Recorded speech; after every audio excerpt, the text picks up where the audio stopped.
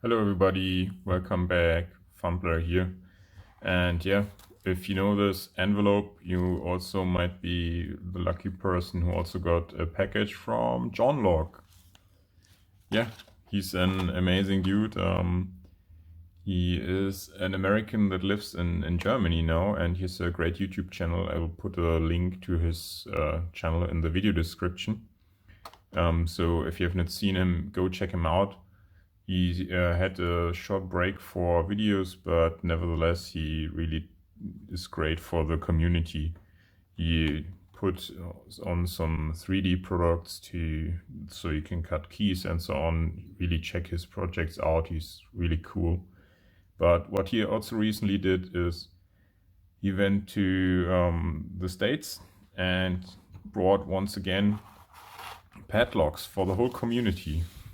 So I was able to score a smart key quick set padlock from him. And yeah, I could buy it just for a very cheap price. I wouldn't be able to get one here in Germany easily. And yeah, this is how I got one. So super happy to have it. I was not able to pick this yet, but I hope I can pick it in a later video. It's a Generation 3. So you have to tension it from pressing on the sidebar. But I will put that aside for today. And yeah, today we will have a look at this very nice Mako lock I already also got from him in this package. Oh, and also he inserted some nice goodies from Mako locks. So yeah, this 3, 4, 5. It's a 6-pin lock. I never checked actually. The bitting is not so great. Here's the keyway, also wide open, but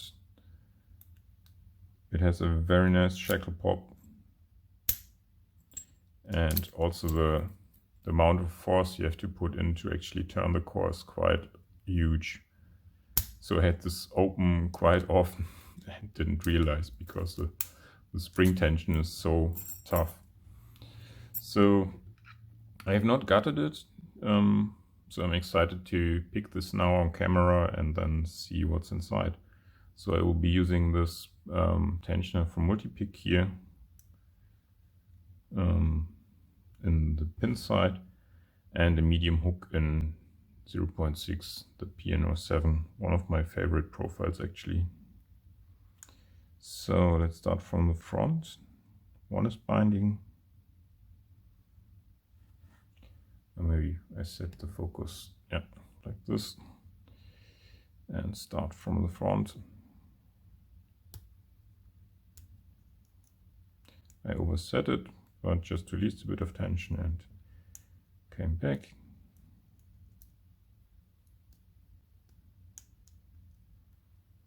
Okay, a couple of clicks on 2. Let's see.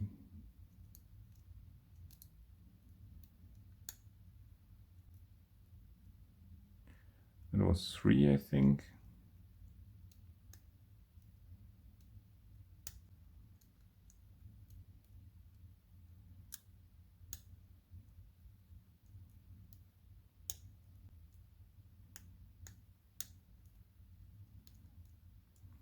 So there must be serrated pins for sure, because they give so many clicks. And I think, yeah, I got it open. So now we can gut it using a Phillips head screw, and yeah, I think I will fast forward it so I don't bore you. So see you back in a moment.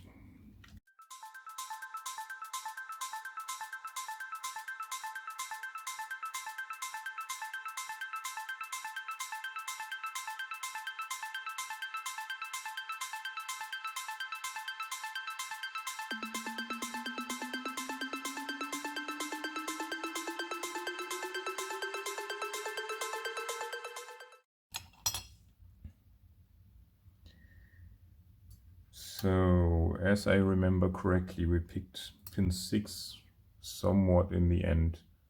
So this is why we didn't get any false set or so, but we could feel the crunchiness of the serrated pins. I mean, still with a standard driver you will feel the serrations, but you will not get a huge false set from the spools in 1 and 4. This is how deep they sit in the lock, so all spools should have been active, but we didn't see any false set.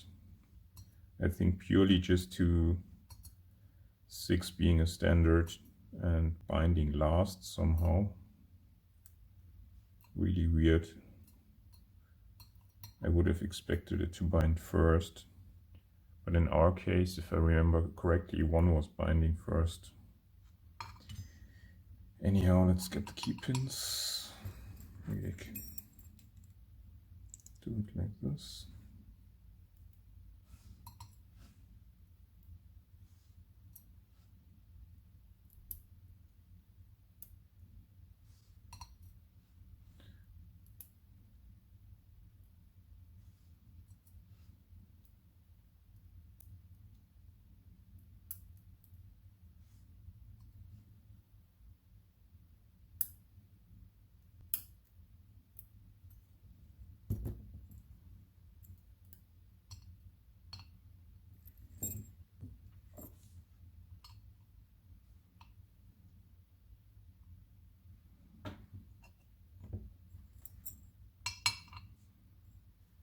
Okay, here are the pins. So very nice spools in 1 and 4, and then serrated in 2, 3, and what is it, 5, and a standard in 6. And look at those key pins, really cool. They all have serrations, so it's easy to overset them and be stuck in the serrations.